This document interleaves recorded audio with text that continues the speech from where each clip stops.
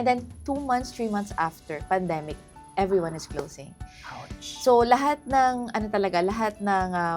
ng fund ng skin potions that time, naubos talaga siya. It was bleeding. Malaking tagok sa buhay nun, which is getting scammed. Yes. Okay, That's how in the much middle of pandemic. in the middle of the pandemic pa of all times, di ba, na mangyayari yan kung kailan mo kailangan pa ng pera. How much are we talking about here? It was a total of 15 million. 15 million. It was like all in. Parang all in ng Ouch. savings namin lahat. Okay. So, Asenso Pilipino. When you got your first million, how big was that moment for you? yeah, sabi ko, mayaman na ako, pwede na ako mag-retire. Ganong mentality kasi nga, galing ako talaga sa walang-wala. Pero more than thinking that way, ang naisip ko is, I'm not gonna keep this sa bangko. I'm gonna expand it more. So, ang ginawa ko that time nung na-hit namin yung first million namin, no, nag-expand kami ng products. So, ni-reinvest namin siya. I think with skin potions, hindi ako masyado kumuha ng profit. More than yung sa mga tao ko kasi I want to help talaga sa community. Yeah. And also nag-hire ako ng madaming tao, ganyan. Tapos nag-reinvest ako for me to expand the varieties and also yung mga SKUs. So that time, I think in less than 6 months span, na-hit namin the 1 million. Ooh! Yes. Wow. So super bilis niya. Bilis. Bilis lang kasi dati talaga magbenta. Pagbenta. Ngayon hindi na. Oo, no? ngayon medyo mahirap na eh. Talagang Okay. ngayon, you need to learn so many things already. Okay. Pero, eto, you mentioned skin potions, yan yung naging battleground mo or learning business mo. Yes. Kumbaga yung naging school mo. Ano yung mga natatandaan mo, mga pinakamahirap mo na challenges noon? Na talagang, okay, nung na-overcome mo, grabe yung relief mo, grabe yung fulfillment. Well, for a startup business without any business background, ang pinakamahirap talaga is to for the decision making part as an owner. Kasi sometimes since yun yung parang naging trial and error ko na company or brand, minsan mali na pala yung mga nagiging decision ko dun sa brands when it comes to the product, the pricing. I still remember hindi ako marunong mag-compute ng OPEX, yung mga ganung bagay. Okay. So the very technicality talaga, the technicalities of business, mahirap siya pag-aralan, especially when you were not graduate of a business course or wala kang nagsusupport sa'yo. And also, being a woman talaga, in business talaga. That's why in last March, no, I also spoke to parang business convention then led by women. So, that time parang sinabi ko na nahirapan talaga ako in my first phase of business kasi walang naniniwala sa akin because I am a woman. So, ganun siya. May mga ganun na like, I want to be a mentor, ganyan. Pero no one believed me kasi babae ako eh. Tapos, parang ang pinaka thinking pa din ng mga businessman na talaga malalaki, mga lalaki, ganyan. Na yung mga babae talaga medyo emotionally driven when it comes to the company or decision making. Which was true. Well, yeah. Which was true before. But Yeah. then parang hahasain ka na rin ng panahon eh. Eventually, you'll grow. Tapos you'll see na talaga that there are good and bad decisions. And that is not bad decisions talaga. That is actually a learning phase for you. Okay. Nung mga time na kinailangan mong malaman yung mga technicality sa business side, nagsika ba ng additional learning, additional education? How were you able to address those? Kasi I feel like you mentioned, marami rin kasi sa mga nanonood sa atin yung walang business background or yung walang formal education sa business. Paano mo siya natutunan? Before, mahirap. Kasi I relied on so many people na not everyone has a good intention. So, hindi pala lahat ng tumutulong sa'yo is maganda yung intention nila with you. Some of them, they want to take advantage na wala kang alam sa business. some of them naman are helping. But right now kasi, it's very easy. You know why? Kasi number one, the DTI is already helping SMEs. So, napakalawak na ginagawa ni DTI ngayon for the government to reach the SMEs like loans. And also, they are partnering with Go Negosyo. Go Negosyo is doing also so many parang caravans eh. Oo, I was invited before sa Go Negosyo as a speaker. And I saw that they are purposely driven. So ngayon, napakadali na lang ngayon eh. And also, you can search right now sa internet. Dati kasi hindi eh. Yeah. Anong pwedeng gawin, anong decisions, ganyan. And right now, may chat GPT. You can ask the chat GPT. Mentor ko na yun eh. Mentor mo. Yeah. Okay. Pero ano nga, ang laking tulong nga. Yes, malaking tulong talaga the internet. Okay. So, nahapyawan na natin kanina. Pandemic hit in 2020. Nagkaroon ng dip sa sales sa skin potions. Kwento mo sa amin yon, and how are you able to, paano naka-apekto yon first off sa kumpanya mo at sa mga companies mo, and how are you able to recover from that situation? Well, in 2020, I think hindi lang yung skin potions talaga yung nag-drop talaga that time. Parang side-by-side, business are closing, even the malls are closing. And that time, Skin Potion structure was in the mall. So, nasa malls kami. Over 20 kiosks kami sa malls nationwide. And we needed to close down everything until to the last one. Nakakatayo pa lang. So, ako kasi very risk taker ako. So, before, like 3 months before pandemic, nakipag-partner kami with Disney. So, there was a collaboration. That's the first collaboration with the SME ni Disney. So, Disney Philippines. And then, it costs us so many millions already. And then, nagpatayo kami ng flagship store, which is sa market, which cost us also millions. And then, I was very positive ako na, mag-ROI yan, ganyan. And then, 2 months, 3 months after pandemic, everyone is closing. So, lahat ng fund ng Skin Potions that time, naubos talaga siya. It was bleeding, and I think parang nakasurvive pa kami ng, sige, online natin, it's okay, online natin. 1 year para hindi matanggalan ng trabaho yung mga tao. Kasi it was very hard for me na magtanggal ng tao. Until now, parang sobrang sakit sa akin pag nagtatanggal ako ng tao. Kasi that actually delete or that actually parang nababawasan yung mission ko sa buhay. Parang So, that time, talagang nahirapan kami. Tapos, nakikita namin yung trend, medyo bumababa na. Tapos, yung mga tao, nawawalan na ng mga trabaho. Hindi na priority talaga yung skincare and cosmetics kasi skincare and cosmetics kasi skin potions. So, that time, sabi namin, we need to stop kasi nagbi-bleed na yung company. And the funds are also coming from our personal savings. Sabi ko, hindi tayo pwede kasi hindi natin alam kung hanggang kailan yung pandemic. So, talagang talagang kinlose namin siya. Okay. We are closing our doors, ganyan. And then, eventually, sabi namin, kailangan natin mag-switch ng ibebenta. So, that was the story of the alcohol and face shield, face mask. Okay. So, ito, i-bring up ko lang kasi this was a big moment in your life. Aside from the closure ng branches ng Skin Potions, may isa ka pang malaking tagok sa buhay nun, which is getting scammed. Yes. Okay, That's in the middle of pandemic. In the middle of the pandemic pa, of all times, di ba, na mangyayari yan kung kailan mo kailangan pa ng pera. Paano siya nangyari? How much are we talking about here? So, it was a total of 15 million. 15 million. It was like all in. Parang all in ng savings namin that. Okay. So, kasama yun yung mga nabenta namin na face mask. Talaga? Yung sales nyo from that? Oo, nandun. Ang sakit. So, sabi ko nga, para kasi siyang parang yung scam na yun is parang forex trading daw, and then pasok. Noong pandemic kasi nauso yung mga Axie, nauso yung trading, nauso yung mga crypto. Tapos, nag-trust kami sa isang parang company daw sila. Tapos, noong una nakakapagbigay ng payouts, ganyan. So, i-lock in mo ng 6 months, i-lock in mo ng 12 months.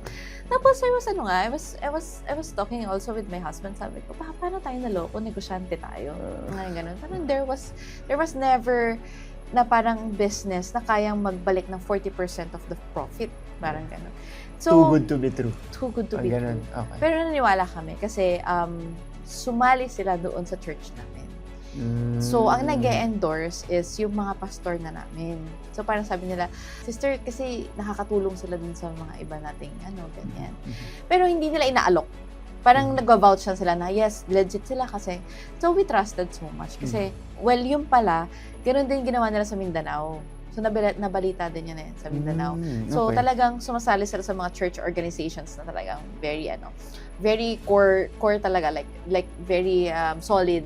Tapos, doon sila nagpe-penetrate and then eventually, bumababa doon sa mga members. Kasi nga naman, if it's with a religious organization, kumbaga, may trust na doon. Yes, oo. Na hindi naman tayo lolokohin ito kasi lolokohin, yeah, correct. this is a sacred Kasi ka-brother Oo, ka-brother. Nag-baptize pa sila talaga? Ang sakit sa ulo. Oo, grabe. Okay. Magkano yung natira sa inyong pera nun? Parang less than $1 million. Wow, okay. Less than $1 million. Yung less than $1 million na yon, doon naman kami nagsimula doon sa another brand, which is yung Dear Face. Okay.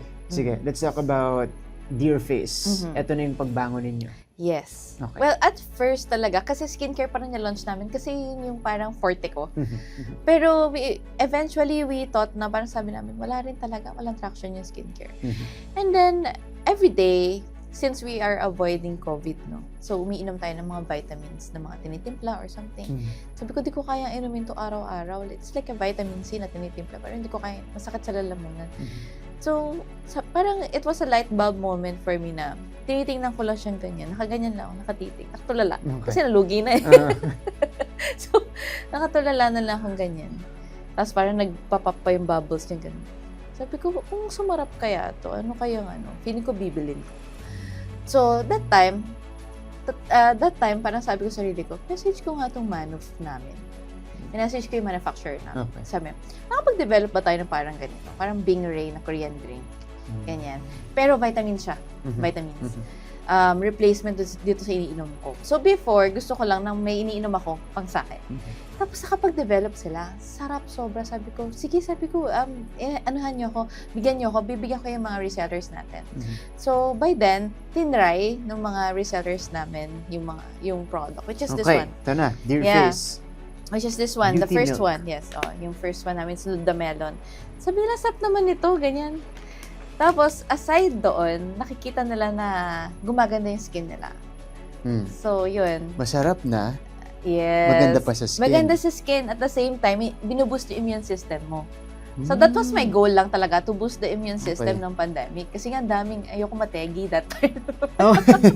Tama naman, oo. Oo. So, hindi rin kasi ako sanay uminom ng capsule. So, gusto ko talaga iniinom yung siya. drink talaga. Yes, Ito po yung produkto ng pandemic. Yes. At nung hardships ng pandemic nila Miss Jonah. Ayan, ang galing nila, naisip nila. Actually, pasok sa ba ngayon na yun at yun yung pangangailangan ng mga tao at that time.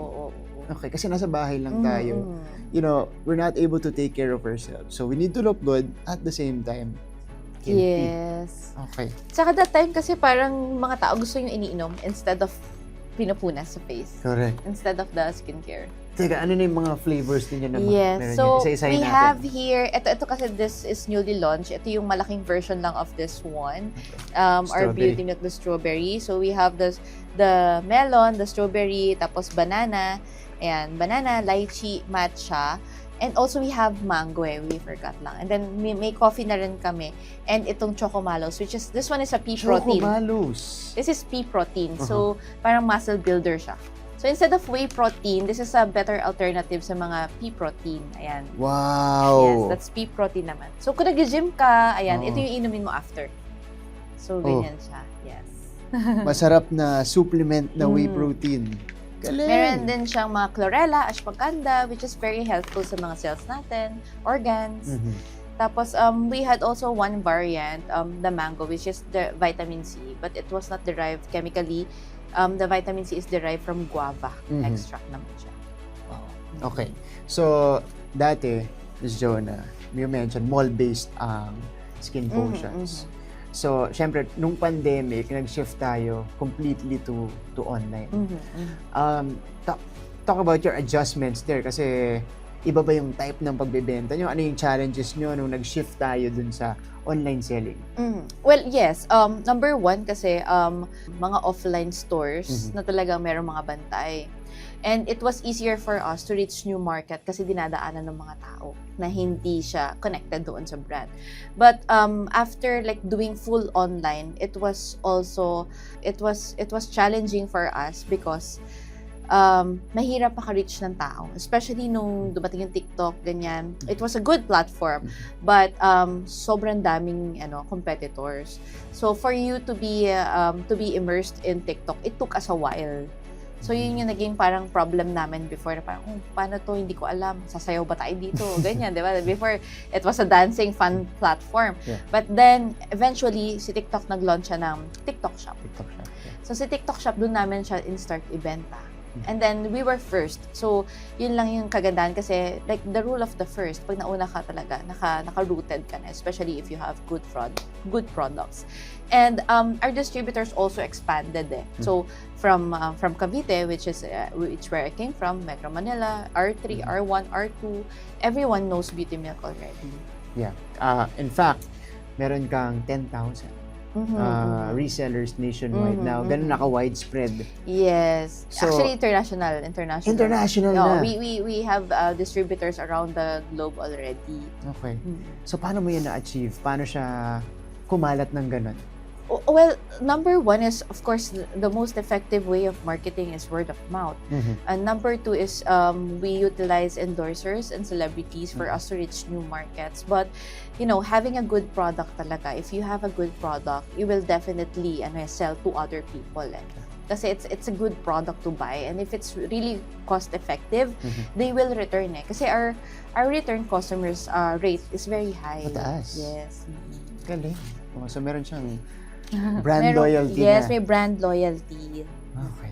Pero ma'am, same yung framework nyo nung, kunwari, kasi mall, nung sa Skin Potions, may mga reseller ka Same ba yun yung framework mo? Right Beauty now, si Dear Face hindi. Wala kami sa mall. Hindi. I mean, yung resellers lang. Ganun nyo ba siya? Contact, and Yeah, then, ganun din. Yes. Ganun din. Well, okay. So, ngayon, and after Dear Face and Skin Potions, marami ka nang naipundar, meron ka ng properties. Okay. We'll talk about one of them here. It's called Casa Verde. Yes. Ano yung Casa Verde? Well, yung La Casa Verde, we bought that, I think, second year or third year ni Dear Face. Kasi we want talaga an Airbnb. We want to expand also our portfolio. We don't want lang to stick with beauty, industry, retail. So, we wanted to explore talaga the real estate. So, my husband naman, being the front naman doon sa real estate namin, he wanted also the resort to be also profitable. So, the good thing about having or being in the real estate is the lots or the houses are going up talaga. Like, the value is going up, like very consistent. It's going up every year. At the same time, you can do an Airbnb, which is you can have an income every month, every year. So that's the good thing about that. So doon, we realized na kailangan natin mag-expand kasi not every time malakas ang retail. And not every time also malakas ang Airbnb. But you need to expand your portfolio talaga. Okay. La Casa Verde is the Airbnb or Yes. resort? That's the Airbnb? Yes, that's the Airbnb. It's actually a resort and an Airbnb. May pool na siya, meron siyang 5 kwarto. So malaki siya. It's an 800 square meter resort doon sa Amadeo. Okay. So hindi lang real estate yung expansion ninyo because you wanted to add to your portfolio. Meron na rin kayong construction. Meron right now, yes. Business. Yes. That's my husband naman. Galing. So ako naman I'm really happy kasi this construction naman ang pinakauna na ng project is our house which is we're moving in next 2 weeks. So congratulations. So parang ito yung naging parang playground naman when it comes to tawag dito, paano mag-build, paano magawa. Kasi it was also my husband's idea na build and sell tayo, build and sell. So, we sold our first property of build and sell, but we had a partner, a contractor. Yeah. And right now naman kasi, they're trying to put their own group already. So, sila na yung contractor. So, they will have multiple projects in this year. And right now, nire-renovate nila yung bahay na. Okay. Build and sell. Yeah, build and sell. Ano yung goals nyo dito sa build and sell? Kasi, this is where you construct a house and then you sell it to, kumbaga, you conceptualize everything, you build the house, you design it, and then you sell it to, whoever wants it in a prime location. Okay.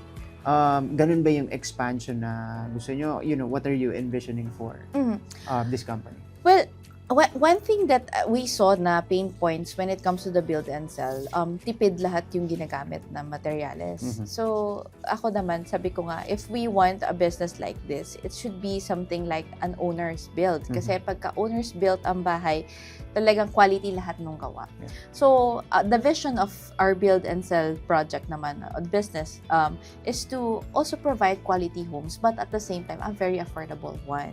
So, possible siya kasi upon our computation, malaki talaga kita. Pero, if you will limit talaga the quality, talagang mas malaki kita mo. So, sa amin naman, we want to also provide livelihood. Gusto namin magkaroon ng madaming tao. At the same time, gusto namin mag-provide ng mga bahay na talagang quality, hindi yung sasakit yung ulo mo sa gawa. Kasi one of our, one of naging pain points namin before is, we want a house na ready for occupancy na. Pero, lahat na nakikita namin from build and sell, hindi okay yung quality. So, why not put up like a company na maganda yung gawa, but at the same time, affordable pa rin. Pasok pa rin siya doon sa range. Oh, okay. Amazing. Yeah. Galing yun. Dami niyong iniisip siguro ngayon. Okay. Pero, you have all of these businesses, napakalayo na ng narating ninyo from your humble beginnings before, difficult childhood to up to this point, handling many businesses. Ano sinasabi sa iyo nung family mo, especially your mom, na talaga nagtaguyod at lumaban para sa inyo when you guys were growing up? Well, she's always proud of me. She's always proud of my sister. Proud siya sa amin dalawa. And she's always telling us na talagang, anak, mag-ipon kayo, mag-invest kayo, kasi hindi ko yan nagawa before. Kasi I was all in, even sa family niya before. Like yung mother, yung grandfather, grandmother ko. And she's giving life tips. One thing talaga na hindi ko matututunan sa mga mentor is the life tips na binibigay sa akin ng mami ko. And also the experience talaga na nadaanan namin together. And yun nga, sinasabi niya lagi, kasi our business kasi we dedicated to God. So whatever na pumapasok sa business namin, we always make sure to give tithes. Kasi that's non-negotiable for us na hindi kami bibigay ng tithes. Kasi it was Him sustaining the business, not us. So, with God kasi giving us the right people, the right discernment, the right wisdom, it was His all It was His functioning talaga, the whole business. And lagi kaming nire-remind ng mami ko na lagi kayong pasalamat, like everyday pasalamat kayo for giving right discernment kasi medyo mahirap talaga when it comes to pagka lumaki na yung business mo, masakit na sa ulo. Pero right now, what I can really feel is peace. Kasi it was the right decisions, it was the right people, it was the right opportunities. So, ayun, yun yung talagang laging sinasabi sa amin ng mami namin. Always dedicate your everyday to God. Okay. Ngayon na nakakapag-provide ka na, more than, of course, what you need. You have businesses like this and you have wealth like this. Paano ka nag-give back ngayon sa mama? Paano ka bumabawi sa kanya? Nagbibigay kasi kami ng monthly allowance sa kanya. Okay. So, hindi niya naman kailangan, pero binibigay namin. Kasi we thought that it's our obligation then as well. Na hindi ako naniniwala na yung parents mo hindi mo obligation. It's not your obligation. They are not your obligation. But it is something to thank them. Kasi during your childhood, they're also learning to be a parent. So, being strong for you and being strong for themselves, napakalaking bagay na nun. And I always pass it to my son kasi may anak na ako na always love your mommy, always love your daddy. Parang it's parang giving unconditional love. You need also to give unconditional love to your parents. So, yun yung parang way of giving back. And right now, ngayon kasi nasa US siya, doon na siya nakatira. So, nakapag-asawa siya ng taga-US. So, doon siya nakatira. This May, 60th birthday niya sa June. So, we will throw a big party for her. So, nadadala na rin namin siya sa iba't ibang bansa without her getting from her pocket. So, yung mga ganong moments, I really treasure and value kasi it's not about the money. It's about the experience of the mom na, wow, okay na yung anak ko. Okay na ako, panatag na ako. It's the peace of heart that we are giving to her na, okay na kami, mami, huwag mo na kami problemahin. And we're here to help you all the way throughout your life. Okay. Magsi-60th birthday siya, Yes. papa-party kayo. Okay. Ano yung message mo sa mom mo and sa sister mo? Yeah. So, ayan. Bakit may ganun tayo? Well, I'm really proud of the three of us kasi we've been through so many challenges that we never expected na ma-overcome natin. But here we are overcoming it together and we are celebrating life because we all deserve it. And I would like to thank you, Mommy and Ate, for being so strong, kasi ako yung bunso. For being so strong for me, for our family. And if nawala kayo sa picture or wala kayo sa picture, I think I will not be here kung nasan ako ngayon. Okay. Para naman dun sa 13-year-old self mo who was facing difficulties when you were a kid. Mensahe mo naman sa Parang retreat ito. Okay. So, yeah, for my younger self, I always believe in you. I always know that we're coming or we're going to something more fruitful, and I'm proud of you that you have overcome everything that life throws you at, and I'm proud that we made it. Wow. Okay. May tutuloy pa din ng konti kay Miss Jonah. Ito, Miss Jonah, you were talking about, empowering women. Yes. Kasi may pinagdaanan ka na binanggit mo when you were starting out with a business, hindi believe dahil ang reason nila, dahil babae ka. Okay. Ano yung mga tips mo ngayon dun sa mga women who want to get into business, who also want to be as empowered as you are? For me kasi, there's no other time to start but now. Like, there's no perfect time. Don't wait for the perfect time. You start now. You always believe in yourself. Maniwala ka sa sarili mo because you can. And God will guide you eventually in your path as long as you dedicate all your works to Him. And I always believe in women empowerment na wala sa gender yan.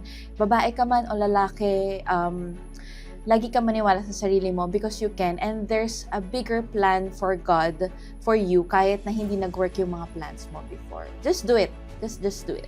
Okay, powerful message from Miss Jonah. And sa lahat ng pinagdaanan mo, mountainous challenges, meron ka bang isang tumatatak sa isip mo na ito yung pinakamalaking tsaka impactful na natutunan mo sa buhay mo so far? Yes. Sobra. For me, I realized na yung money, we can use money to attain happiness, but it will not deliver 100% happiness. So, for me, being successful is having peace of heart. Number one, having a healthy family, healthy yung pangangatawan mo, and also the peace of mind, and also yung dedication mo kay Lord. Kasi nung nagka-negosyo ako, mas lumapit ako kay Lord kesa nung wala akong negosyo. Yes. Okay, Miss Jonah, maraming salamat. Thank you so much. Thank you for joining us here.